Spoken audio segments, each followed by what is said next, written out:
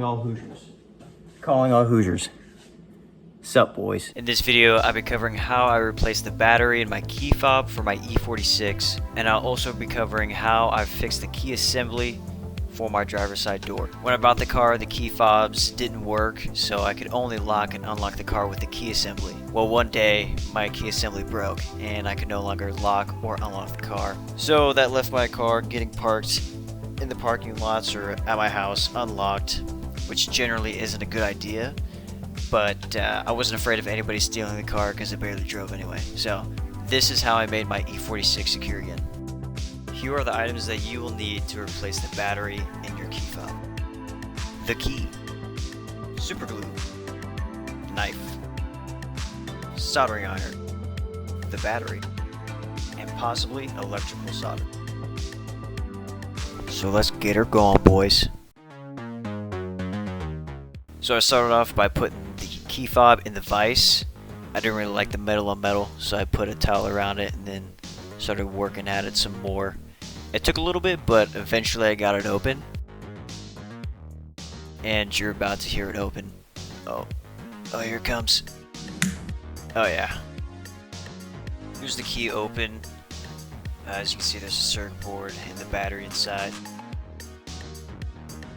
So this is the battery open. Let's go ahead and take out the circuit board. As you can see here, the soldering points for the battery on the top left and top right.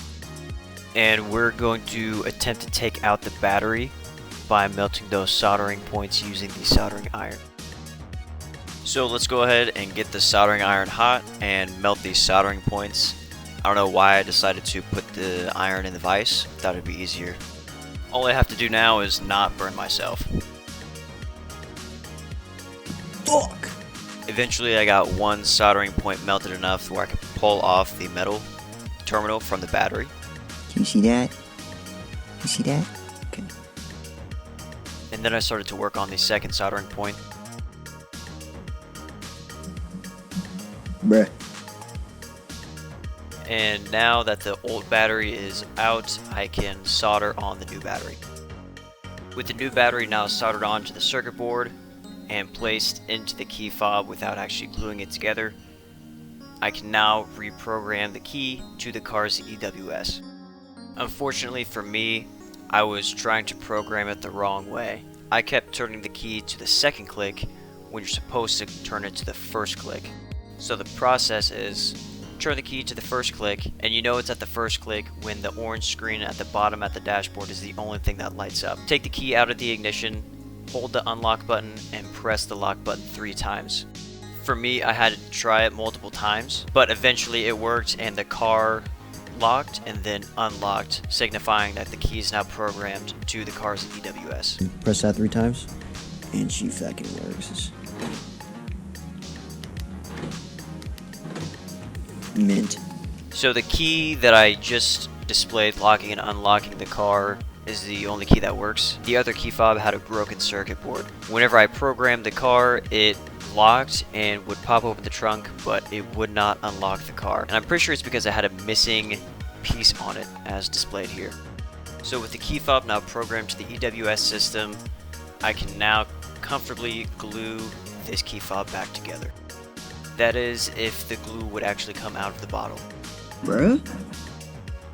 Cue montage of me gluing the key back together.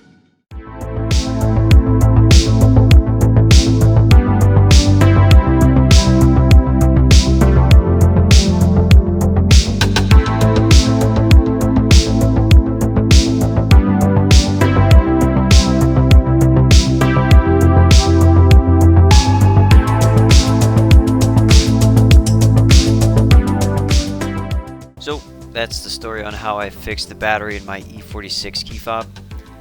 Thank you guys for watching, and if you enjoyed the video, consider liking it, and if you really want to see more of my future videos, consider subscribing. In the next video, I'll be covering how I fixed the lock assembly on my driver's side door.